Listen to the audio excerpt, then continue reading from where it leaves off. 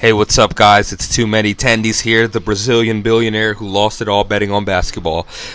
Today, we're going to be reviewing One Piece chapter 991. Please let us die. This is a hell of a chapter. This is one of those chapters that I can't wait to see animated, one, but not because it doesn't get the job done. I think the anime can just take this to the next level because damn, this is a good chapter. This is one of those One Piece chapters that when you're introducing people to the series, this is the type of thing you want them to read because damn, this was a high impact chapter. It had a lot going on, a lot of characters interactions, interesting character interactions, and so many key players. Like a lot of the times in a lot of these recent chapters, it kind of feels like some characters end up getting left out because we have so much going on. This, yeah, there's a couple people missing that we do want to know about what's going on, like Marco and Perospero. That stuff comes to mind. We still haven't really got anything for that, but man, the key figures in the story right now, like who this part of the arc is based around, it hits them all. But let's just hop into it. Okay, so the cover story, we're continuing. We're still in Beige, man. We're still in the Oh My Family Gang Beige's story.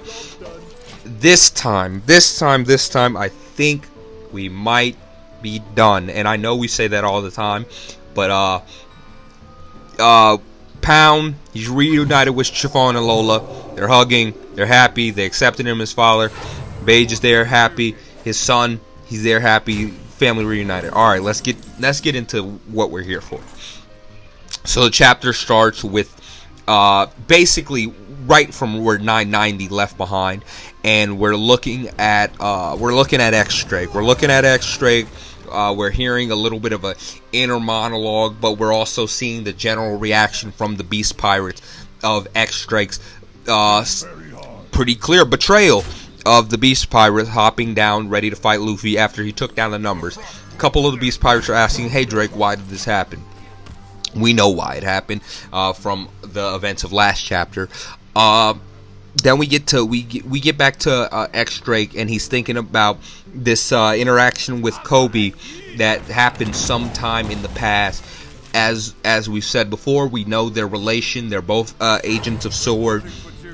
Drake is still part of the Marines. He's one of the Kobe's probably one of the few people he's allowed to interact with.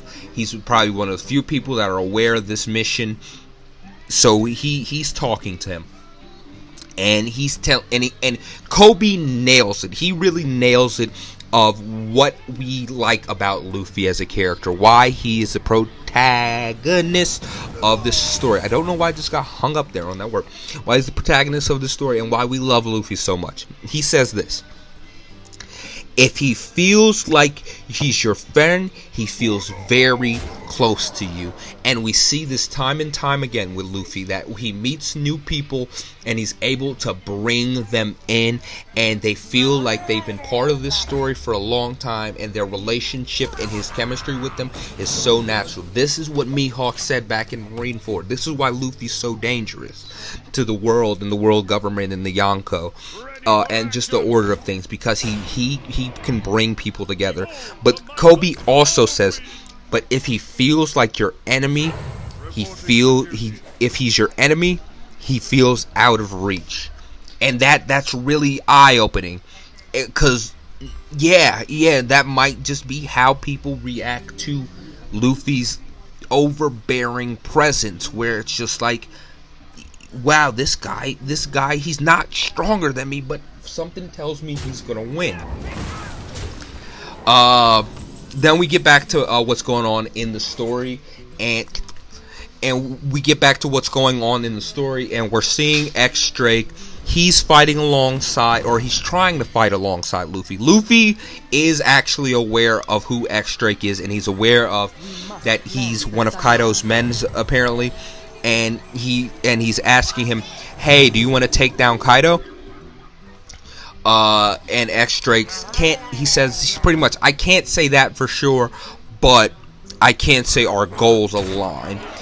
Zoro ain't having none of it. Zoro comes in, because you know Zoro's usually the voice of reason, comes in with the slash. He's fighting X-Drake now, or at least we could say sparring with X-Drake, because they're having an active conversation.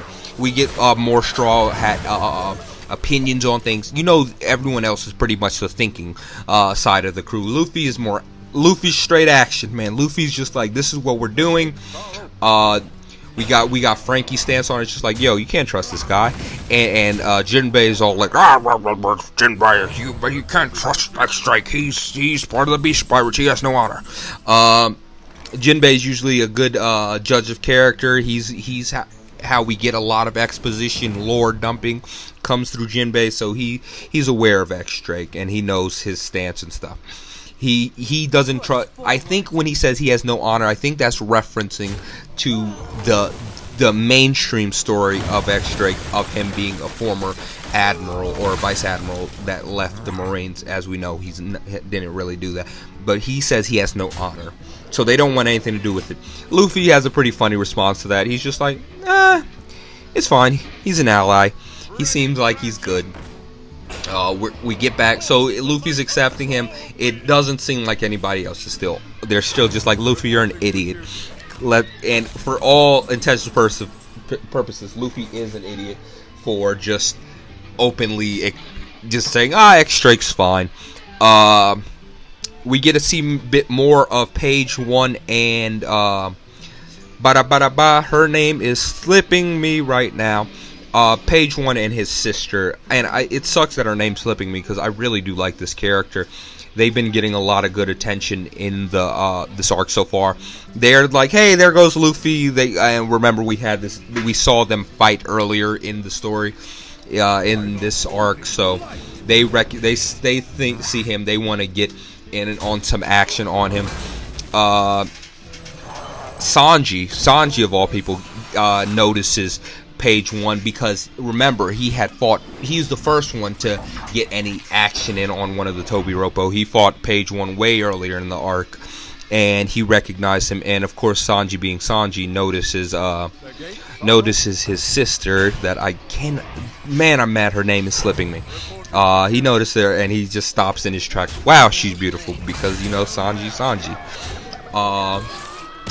They go in for an attack. They're rushing them. They're trying to attack the Straw Hats, and you won't believe who steps up and stops him. I was wondering who that these two characters we were going to end up fighting in the arc. I was wondering who these two characters were going to end up fighting in the arc, and I didn't want it to be a Zoro or a Sanji. I really want guys like that to be focusing on the primary objectives, the calamities, the all-stars. Ideally I want to see Zoro up there fighting Kaido with Luffy, but we get our answer. Usopp and Nami. Usopp and Nami comes in with some pretty A1 One Piece comedy, and takes out Page 1 and name slipping me again, and stops them in their tracks. Pretty funny stuff. Oda paints it as, we see an attack that's clearly an Usopp attack, and she's looking like, who just did that to Pepe? And we know it was Usopp, but he was saying behind Nami, my name is Nami, and I'm the one who stopped you. and she turns around, hey, don't hide behind me. But she says it's too late now. The battle's already started. So Nami and Usopp got their attention. They're running off to continue their fight somewhere else. And it seems like this is going to be Usopp and Nami's fight for this arc. It's pretty solid, because it looks like we're going to get an actual Nami fight. She's actually going to be participating. She's Oda draws her pretty armored up and stuff. We're not a lot of cleavage, boobage going on right now. This is warrior Nami, and Usopp's still goofy Usopp, but we're gonna get a solid Usopp comedy fight. So if anybody was worried that we weren't going to see that in this arc, it looks like we're clear. And luckily, it's not with Big Mom, because man, we do not need anything more else seemingly nerfing Big Mom.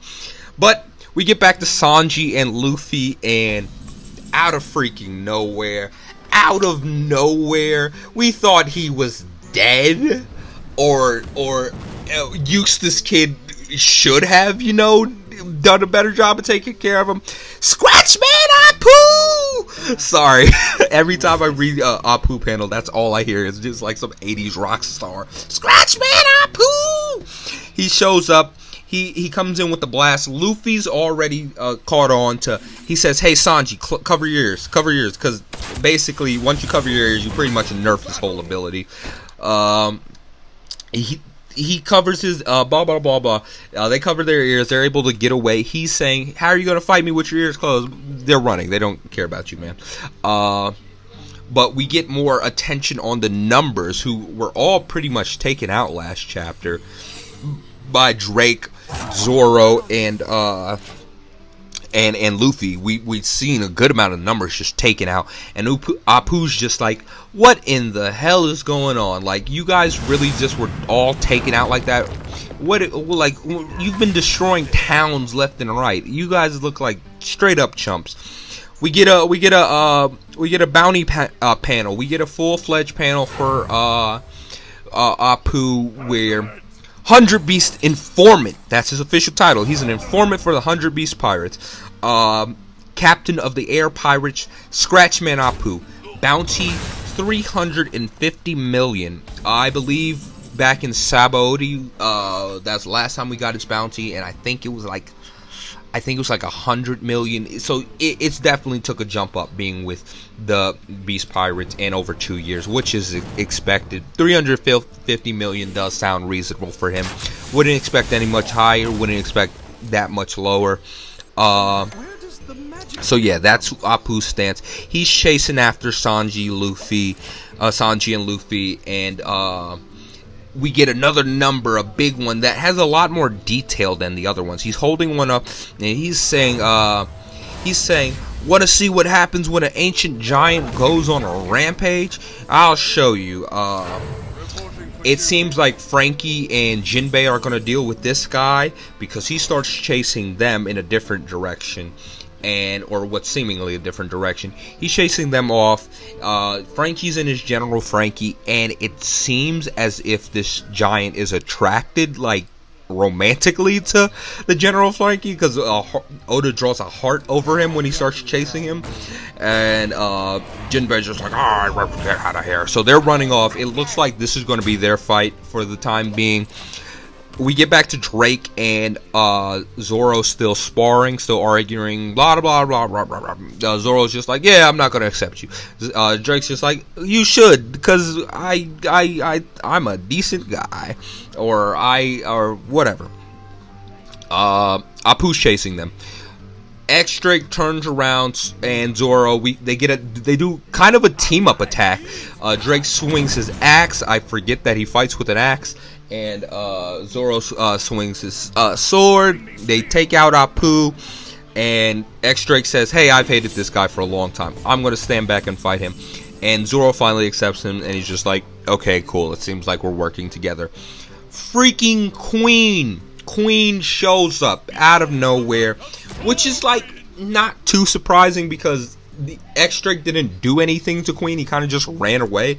So Queen's in battle mode. I don't think we've seen him like ready to fight, other than that brief spar that he had with Big Mom, but that was in his like Brachiosaurus dinosaur form, where it looks like this is the Queen, because Queen's is the engineer of the Beast Pirates. He's the guy who manufactures the weapons and stuff like that. He has a big Gatling gun and this like heavy armor on, and he just starts firing off, destroys a bunch of ground and stuff. Drake, you thought you were gonna get away from me?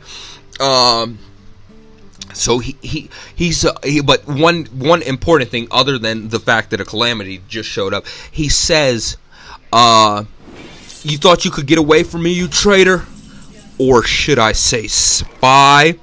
So despite what I said last week, or the week before that, it looks like Queen is potentially, we still don't know for sure, is aware of Drake being part of Sword and still working for the Marines. So we didn't get complete confirmation, but that's pretty damn clear. But we cut away from that. And what I'm thinking, X-Drake and Zoro fight Queen. I think that's what we're getting. I think X-Drake and Zoro fights Queen, and they take out Apu, and I think that would be a solid, reasonable pairing to take down Queen. I think that would be a solid pairing. I know we wanted Zoro and King, and we wanted Zoro and King, or Zoro fighting Kaido with Luffy, but that's what I particularly want. But it looks like this might be where we're headed, at least for the time being. We can still get anything, but that's what it looks like. Jack pretty much got beat. He got beat bad. First thing we cut to the top of Onigashima. Jack just got his tusk knocked off.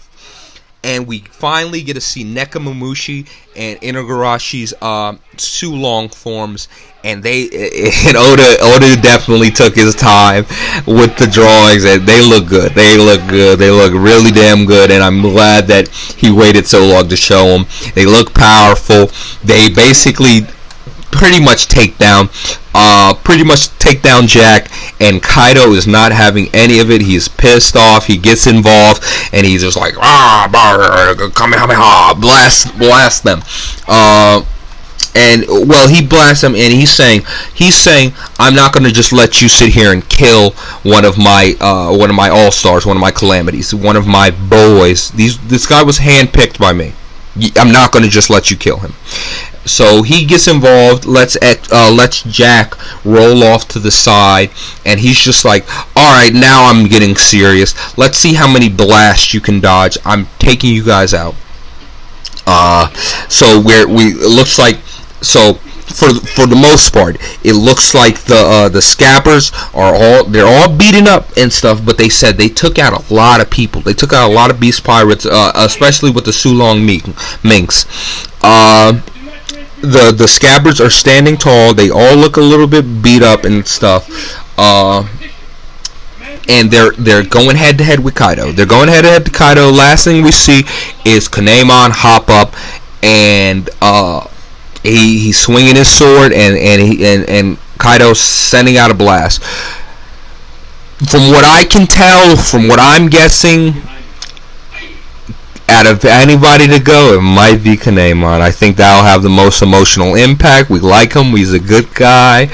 If it ain't Law and Oda really wants to pack that punch and do one of the Scabbers, if not all the Scabbers, maybe, because they said at this, Kaido says, pretty much, it's time for you guys to run because you're about to die.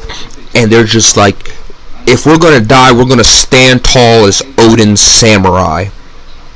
And if anyone wants to go, I think it might be Kanemon, because that would pack a punch. I know I'd be sad. Chapter 991. Awesome freaking chapter. Really solid stuff going on. A lot of really cool character interaction. Thanks for watching, guys, man. And no break next week. We're going to be back for chapter 992. And we're gonna hopefully be out of that cover story. Don't really care that much, because man, after this one, there is some hype. I got some hype going on. Alright, guys, thanks for watching. Too many 10D.